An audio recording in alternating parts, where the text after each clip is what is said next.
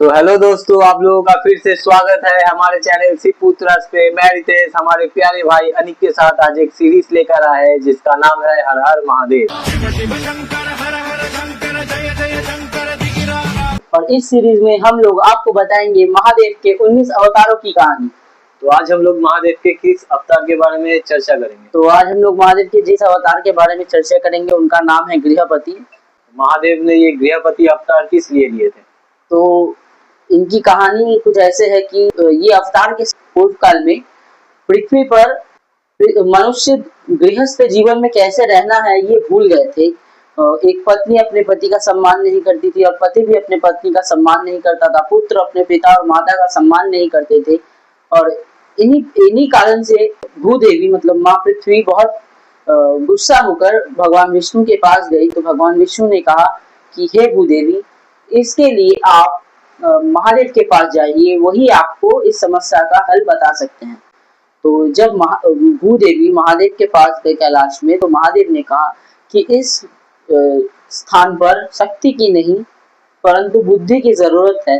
इसके बाद महादेव ने सोचा कि मैं अब एक अवतार लूंगा।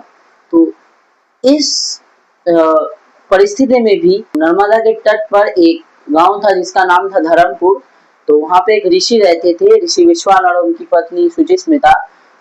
उस काल में भी जब गृहस्थ जीवन एक मिथ्या होके रह गया था, उस काल में भी वो दोनों अपने आप में ही गृहस्थ जीवन में बहुत खुश थे।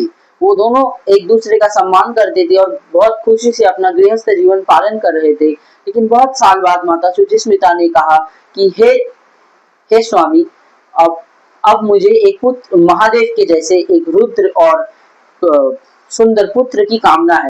तो ऋषि विश्वानर ने भी सोचा कि इनकी मांग कुछ गलत नहीं है। इसके बाद पुत्र प्राप्ति के लिए ऋषि विश्वानर काशी चले गए। काशी में जाके उन्होंने गंगा के तट पर एक लिंग की स्थापना की जिसका नाम उन्होंने दिया आत्मवीरेश्वर लिंग, जो आज भी काशी में है। उस लिंग की बहुत सालों तक तपस्या करने के बाद उन्हें उस लिंग के मध्य भाग में एक हंसता हुआ शिशु दिखाई दिया और उस शिशु रूपी महादेव ने ऋषि विश्वानर को कहा कि हे ऋषिवर, आप अब लौट जाइए, कुछ सालों बाद आपको महादेव के जैसे एक पुत्र की प्राप्ति होगी। कुछ ही सालों बाद माता सुचिस्मिता गर्भवती हुई और उन्हें एक पुत्र की प्राप्ति हुई। जैसे ही वो उस संतान ने जन्म लिया, सारे देवता उसे देखने के लिए आकाश से देखने लगे और स्वयं भगवान ब्रह्मा ने उसका नामकरण किया और उन्होंने उसका नाम रखा गृहपति। गृहपति मतलब जो गृह का स्वामी हो या जिसे गृहस्थ जीवन का पालन आदर्श पता हो। इसके बाद भगवान गृहपति अपनी छोटी उम्र से ही वेदों में बहुत विद्वान थे। उन्होंने वेद शास्त्र, उपनिषद, तंत्र ऐसे भी बहुत महान शास्त्र कंठस्थ करके रखे थे। और अपनी छोटी उम्र में जब बड़े बड़े ऋषि जो चीज याद नहीं कर पाते थे, उसे भगवान गृहपति सरलता से ही याद कर लेते थे। और जब भगवान गृहपति की 9 वर्ष की आयु हुई, तब एक दिन उनके घर पर महर्षि नारद आए और उन्होंने भगवान गृहपति को देखते ही कहा, इस बालक के भाग्य में ये लिखा है कि ये अग्नि के द्वारा इसे मृत्यु प्राप्त होगी। तब ये सुनकर ऋषि विश्वानर और उनकी माता सुचिस्मिता ने कहा कि हे पुत्र, तुम काशी जाओ और महादेव की साधना करो, वही तुम्हारे भाग्य को बदल सकते हैं। इसके बाद भगवान गृहपति अपनी 9 वर्ष की आयु में काशी गए और वहां जाके उन्होंने सबसे पहले अपने जन्म लिंग आत्मवीरेश्वर लिंग की पूजा की। फिर उन्होंने खुद एक लिंग स्थापित किया जिसका नाम था अग्निश्वर लिंग और वो लिंग भी आज काशी में स्थापित है। इसके बाद उन्होंने उस लिंग की साधना बहुत सालों तक की और वो एक मंत्र जपते थे जिसमें वो कहते थे शिवोहम। और उनकी तपस्या में इतना तेज था कि भगवान इंद्र का सिंहासन डोलने लगा। इसे देखकर भगवान इंद्र प्रसन्न हुए और काशी में आकर उन्होंने गृहपति को कहा कि हे बालक, मैं तुम्हारे तपस्या से प्रसन्न हूँ, तुम मुझसे कोई भी वर मांगो।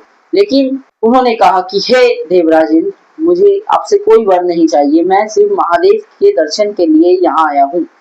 तो इसको सुनते ही भगवान इंद्र के अहंकार पर बात आ गई और उन्होंने उस नन्हे बालक की ओर वज्र का प्रहार किया वज्र को अपनी ओर आते हुए देख छोटे से भगवान गृहपति ने रोते हुए भगवान महादेव को पुकारा और अग्निश्वर लिंग में से एक रुद्र रूप में भगवान शिव प्रकट हुए और उस वज्र को वही रोक दिया और कहा, हे इंद्र, तुम्हें इतना साहस किसने दिया कि तुम मेरे भक्त पर आक्रमण करो। तो फिर इंद्रदेव ने अपनी गलती समझते हुए उनसे माफी मांगी और फिर महादेव ने भगवान गृहपति से पूछा कि हे गृहपति, मांगो, तुम्हें क्या मांगना है। तो भगवान गृहपति ने कहा कि हे देवादिदेव, मुझे आपका दर्शन प्राप्त हुआ और आपने मेरी रक्षा की है, मुझे और कुछ नहीं चाहिए। इसके बाद महादेव ने कहा कि हे गृहपति, मैं तुम्हें अपने खुशी से 3 वरदान देना चाहता हूँ, जिसमें उन्होंने कहा कि पहले, तुम इस पृथ्वी पर वेदों के सबसे परम ज्ञाता माने जाओगे। द्वितीय, तुम इस पृथ्वी पर गृहस्थ जीवन की एक मूल धारा स्थापित करोगे और तृतीय, तुम धर्म के रक्षक बनोगे। इसके बाद भगवान गृहपति काशी से फिर धर्मपुर आ गए। फिर उन्होंने वेदों का प्रचार आरंभ किया। बहुत गृहस्थ और एक गृहस्थ को कैसे रहना चाहिए, ये उन्होंने अब इस शिक्षा को देना उन्होंने अब प्रारंभ किया। अपने विवाह से पहले वो अपने माता पिता का बहुत सम्मान करते थे, तो उन्होंने खुद एक आदर्श पुत्र होने का स्थान स्थापित किया कि कैसे एक पुत्र अपने माता पिता का सम्मान करे और आदर्श बने। फिर अपने 25 वर्ष की आयु में माता पार्वती ने एक नारी का रूप लिया, जिससे भगवान गृहपति का विवाह हुआ। और फिर भगवान गृहपति ने एक आदर्श पति का स्थान स्थापित किया, जिसमें जैसे माँ पार्वती उनके प्रति पतिव्रता थी, वो भी माँ को उतना ही सम्मान देते थे। माँ भी कभी कभी उनके तपस्या में सहायता करती थी और भगवान गृहपति भी कभी कभी घर के कामों में सहायता करते थे। इसके बाद ये तर्क बहुत जगहों पर नहीं बोला गया है, कि बोला जाता है कि उनके 2 पुत्र भी थे, गणेश और कार्तिक। तो इसके बाद भगवान गृहपति ने एक आदर्श पिता का स्थान स्थापित किया, जिसमें वो एक मित्र के जैसे अपने पुत्रों के साथ रहते थे और उन्होंने कभी शारीरिक बल का प्रयोग नहीं किया, लेकिन हमेशा अपनी वाणी से उन्हें शिक्षा दी। ऐसे ही भगवान गृहपति के कारण से पृथ्वी पर फिर से गृहस्थ जीवन का एक मूल स्थापित हुआ था। अब मनुष्य फिर से गृहस्थ जीवन को कैसे जीना था वो सीख रहे थे और अधर्म का नाश हो रहा था। अधर्म का नाश होते हुए देख फिर भगवान, एक असुर जो पाताल में रहता था, उसे बहुत ही गुस्सा आया। इस असुर की कहानियां भी ज्यादा जगहों पर नहीं बोली गई है, लेकिन इसकी कहानी भी है। तो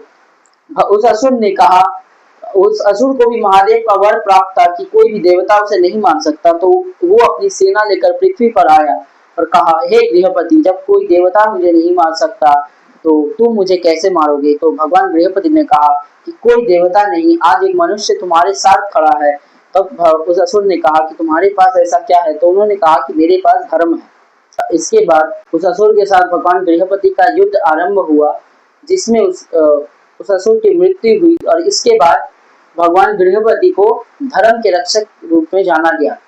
इस घटना के बहुत सालों बाद भी भगवान गृहपति अपने धर्म प्रचार में व्यस्त थे और उनके कारण अब पृथ्वी पर कोई भी गृहस्थ जीवन में उलझा हुआ नहीं था। सब एक शांतिपूर्ण गृहस्थ जीवन व्यतीत कर रहे थे। और अब बहुत सालों बाद जब उनका अंतिम समय निकट आया, तो एक दिन माता पार्वती और भगवान शिव उनके सामने आए, कहा, हे गृहपति, तुमने धर्म की स्थापना की है, गृहस्थ जीवन का एक मूल बताया है, अब तुम्हारे कैलाश लौटने का वक्त हो गया है।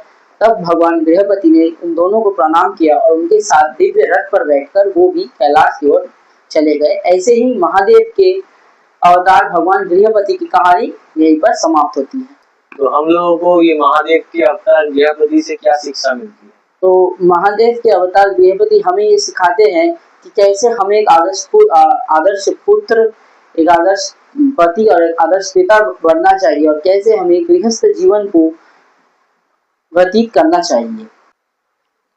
तो दोस्तों, आप लोगों को महादेव के ये अवतार गृहपति का कहानी कैसा लगा, हम लोगों को कमेंट में जरूर बताएं और हमारे चैनल शिव पुत्रास को जरूर सब्सक्राइब और लाइक करें, ताकि हर हर महादेव सीरीज की और भी कहानियां आप तक जरूर पहुंचे।